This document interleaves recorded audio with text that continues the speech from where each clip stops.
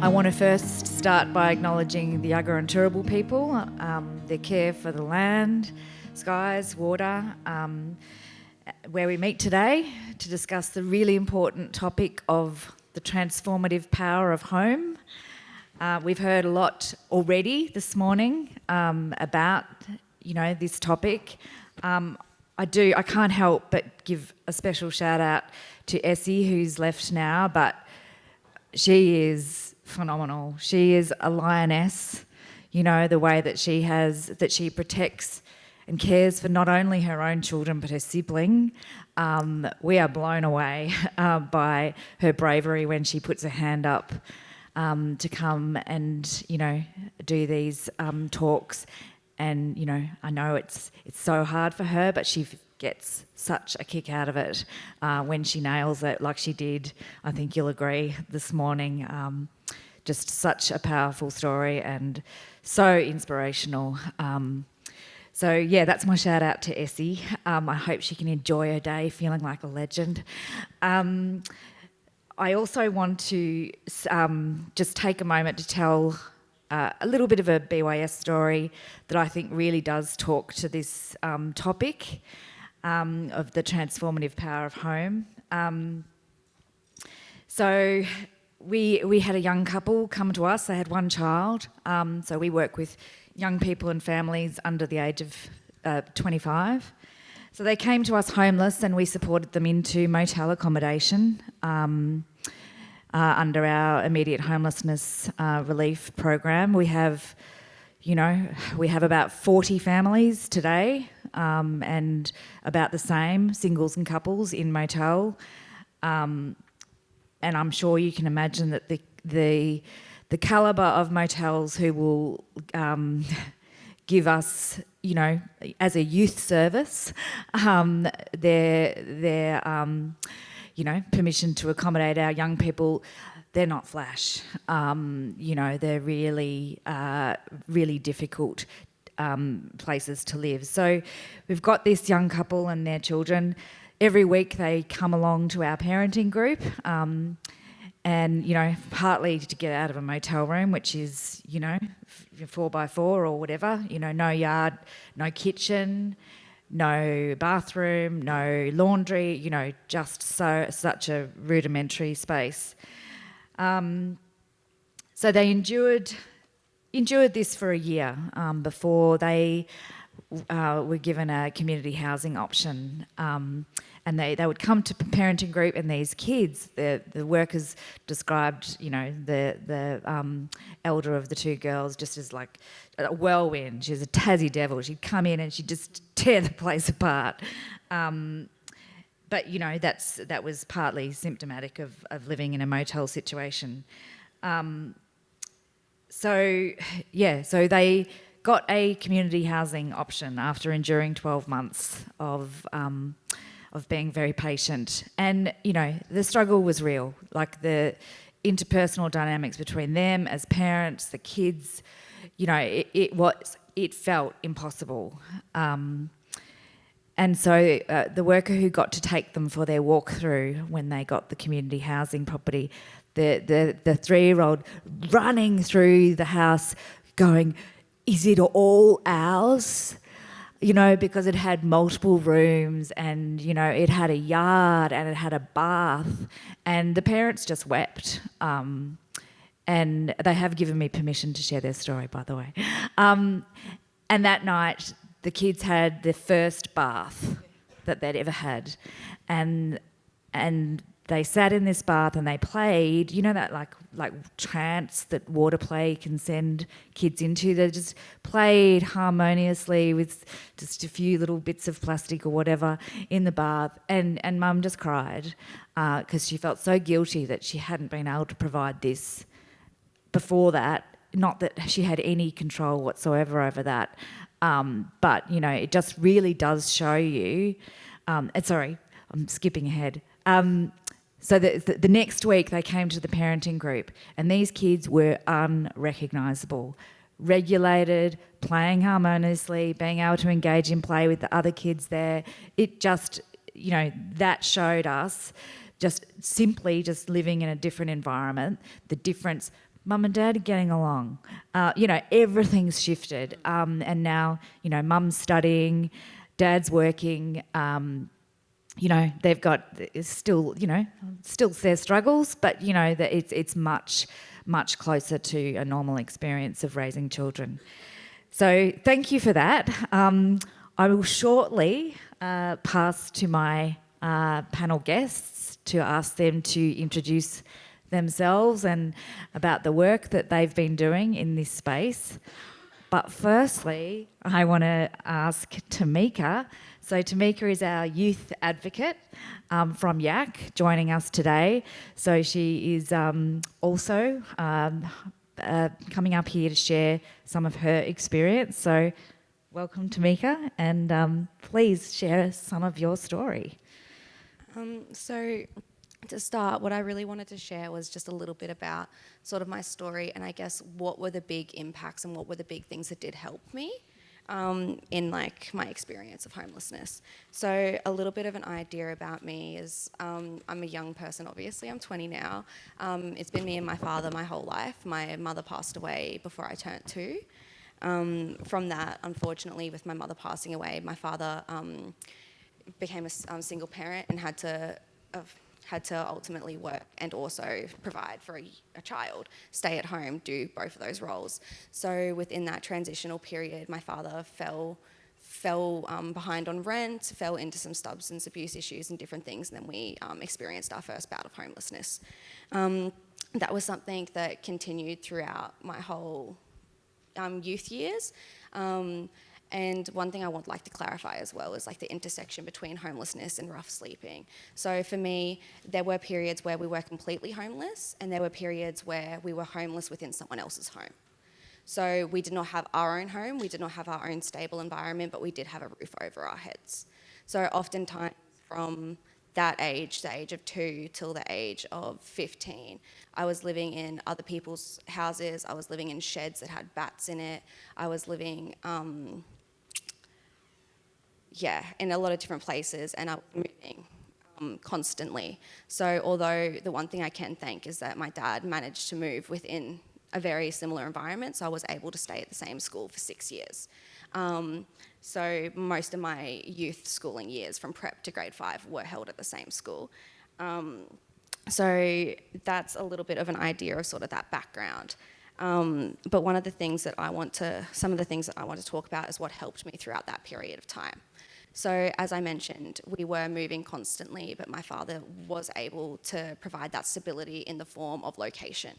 So for that first 7-8 years where we were constantly moving around, we were doing all of that. Although we were moving every month, we were moving within the same suburb. So we were able to go from house to different places to this. And what my stability within that environment was the factor that I had the same school environment. I had the same family, I had the same friends, I had those things around me. So although my home wasn't stable, I couldn't unpack, I couldn't do any of those things, I was able to go to the same school every day, which provided stability within itself. Once I turned 15, that's when the biggest changing point for me, because I would like to also point out something that I will touch on a bit later, is that within all of these sections, no help was offered to my father.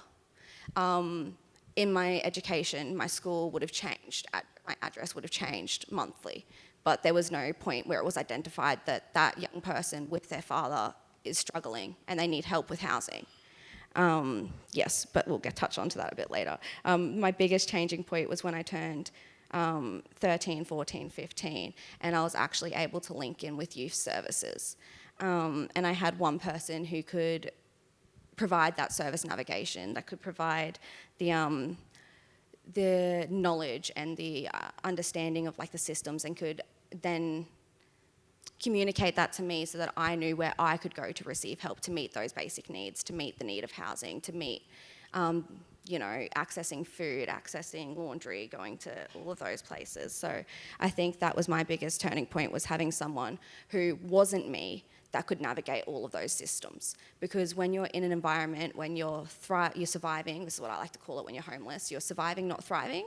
So every form of action that you were doing, you were doing to survive. You're not doing it to thrive. You're not doing it to benefit your future. You were doing it to benefit yourself within that moment. So every single action you make helps you within that day, not necessarily the next day. So having someone who wasn't in that survive and thrive mode, that could see the bigger picture, that could see the breakdown of my life, that could see the supports that I needed, that could then navigate those supports and access them for me, so that when I was rejected, I had someone that could pull me back up, because you can't pull yourself back up when you're in that state.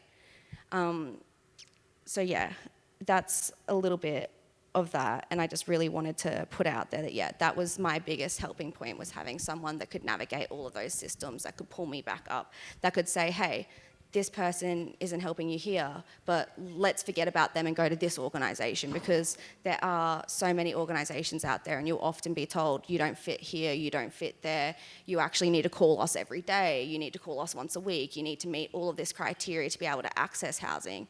But how can you meet that criteria when you can't have a charged phone, when you don't know where you're showering that night, when you are struggling to meet those basic needs, so you can't meet those other needs? Sorry, I went a bit off track there, but that's a little bit.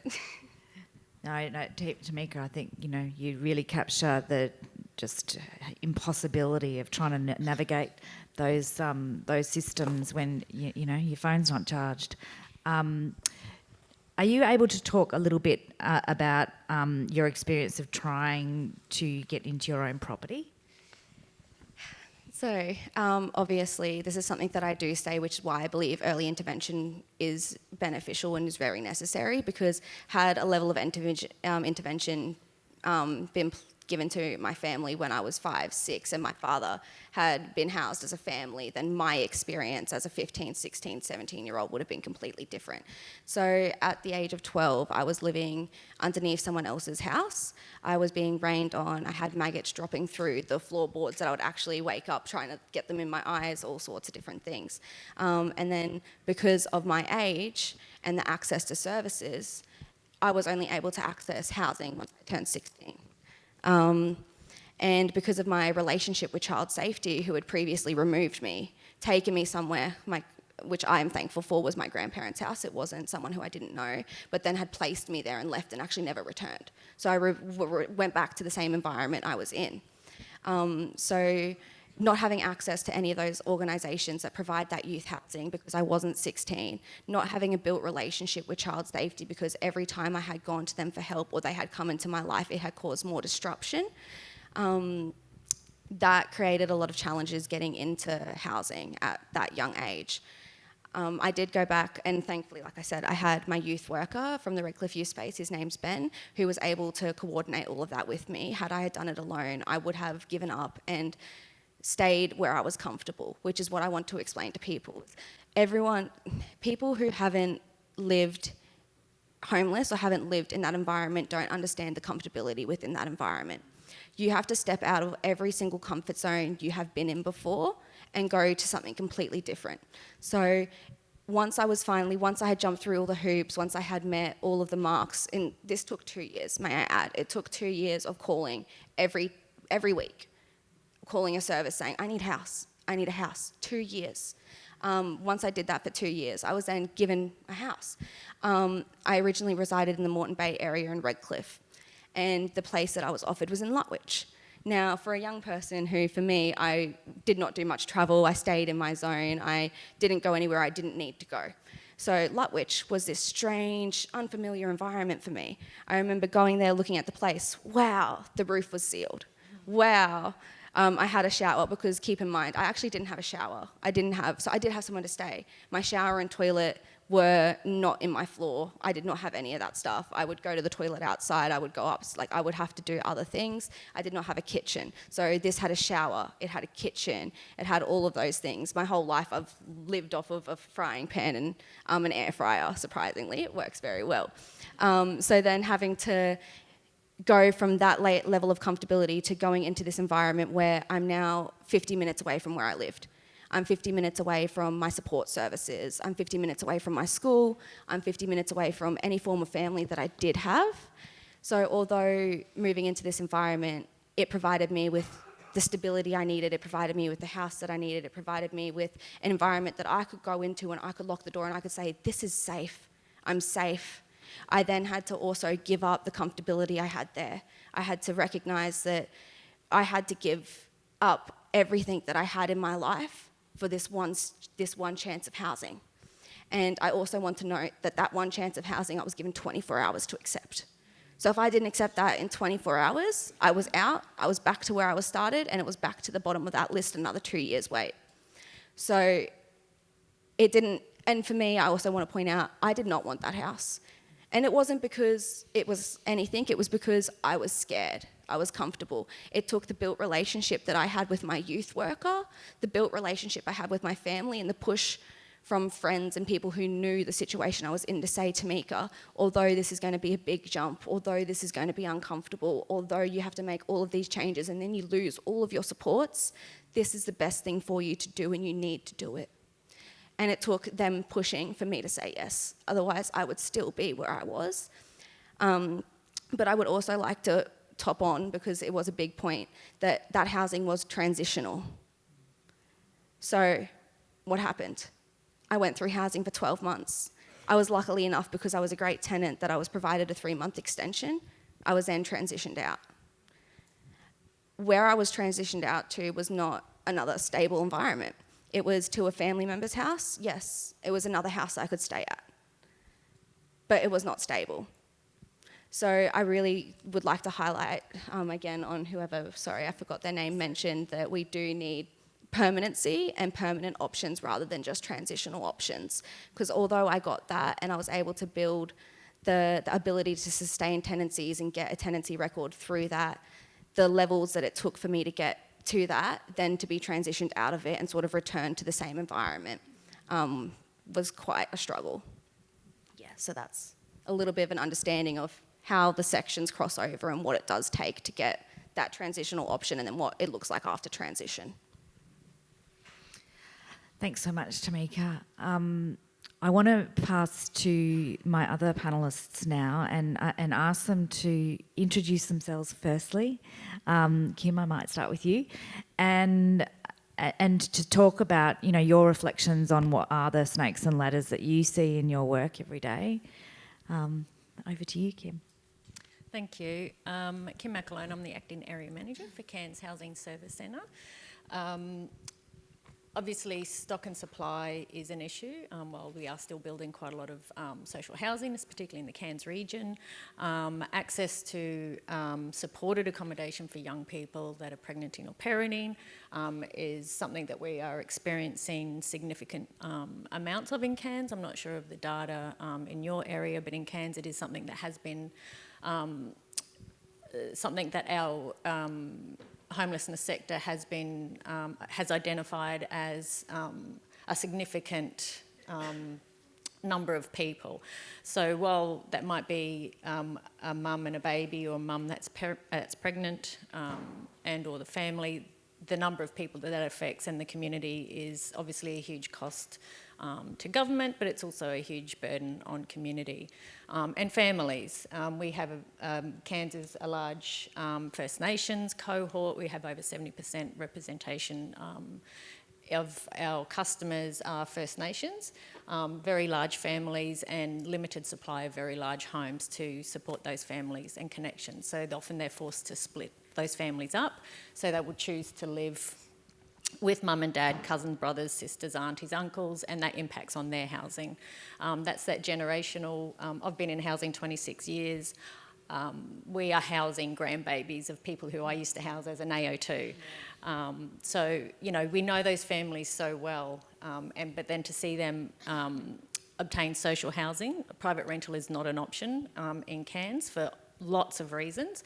Not that it's not an option, I'll take that back. Our Rent Connect officers are very good in getting people into private rental who may not have thought that was in their peripheral at all, because their families were all in social housing, they were brought up in social housing, or homeless, or in the childcare system.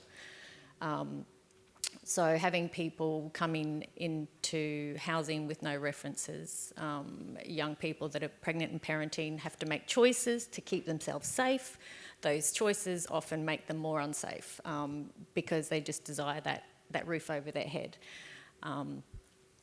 Recently, Cairns, we've developed a pilot originally, which has now been funded since December 2024, to specifically address just putting a young person that's pregnant or parenting that's got no housing skills, no tenancy skills, and limited, family support into a bricks and mortar doesn't solve the problem. They do need that support, various levels of support. Often they're finding themselves in situations where they are experiencing family and domestic violence. They're getting themselves into situations that they can't escape because they need that roof over their head. So we've developed we had a pilot project called, it was Mums and Bubs, and that allowed, through the strong connections that we have in Cairns, we were able to put young people into accommodation with support, and that was not funded. It went on for 2 years. Huge success, 95% success rate, where a group of agencies would do coordinated response.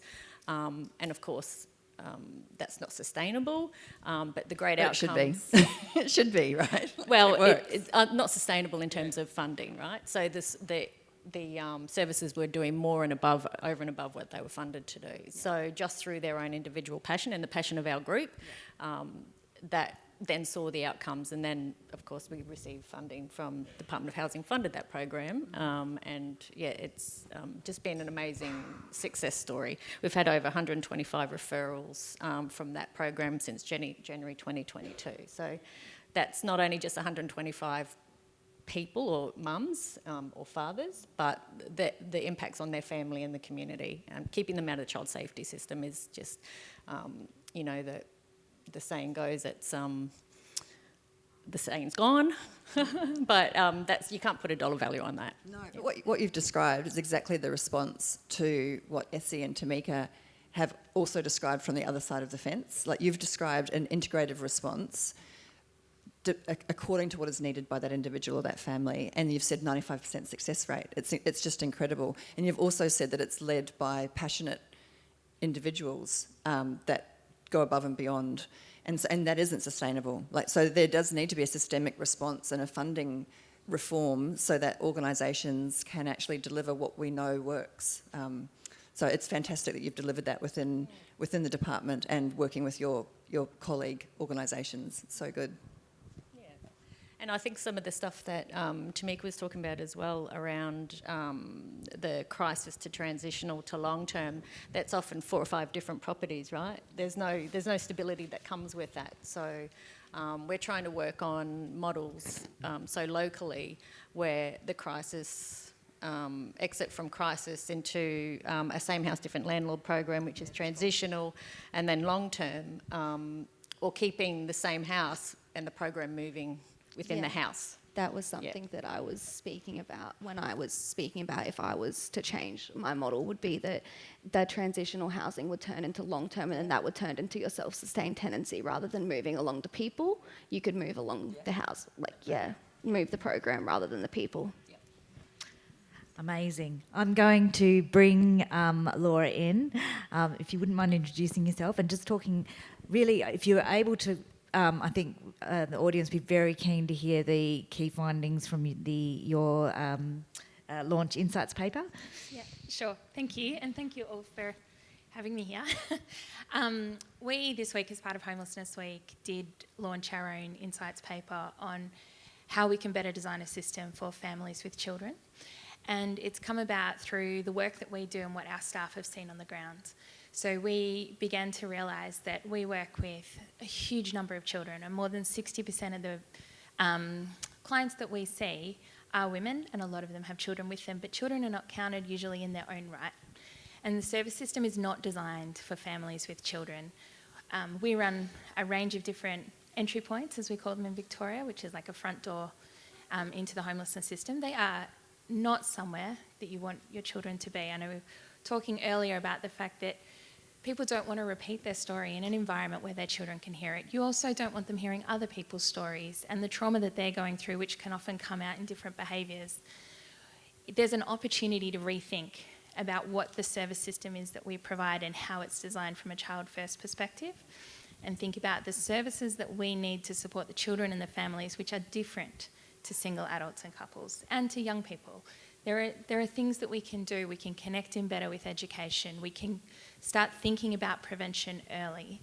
We can think about whether or not there's legal advice, financial counselling, how to get out of systems that you've been caught into through absolutely no fault, and sometimes not even realising that they're there, and then you suddenly realise that there's no way you can get a tenancy because you've been caught in some other legal quagmire over here that you just can't escape from.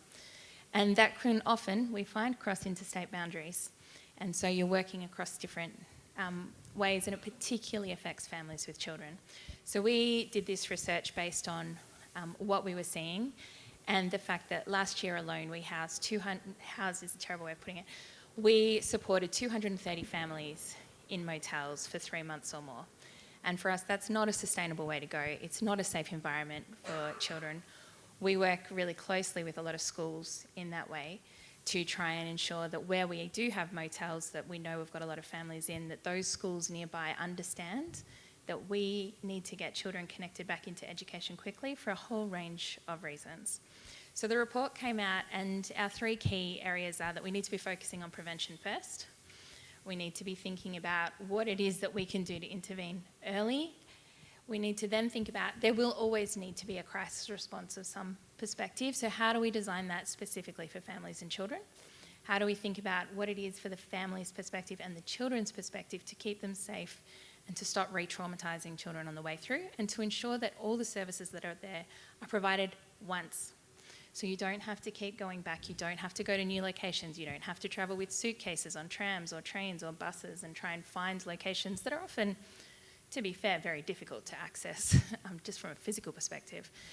And then the other thing is that we need to have appropriate housing. And we need to recognise that for families, there has to be a different category. Things like saying crisis, transitional and long-term, they don't work for families. Families in the mainstream can change their housing depending on their family circumstances. We know that a lot of families that we see can have kinship care arrangements, but that the social housing system doesn't support that.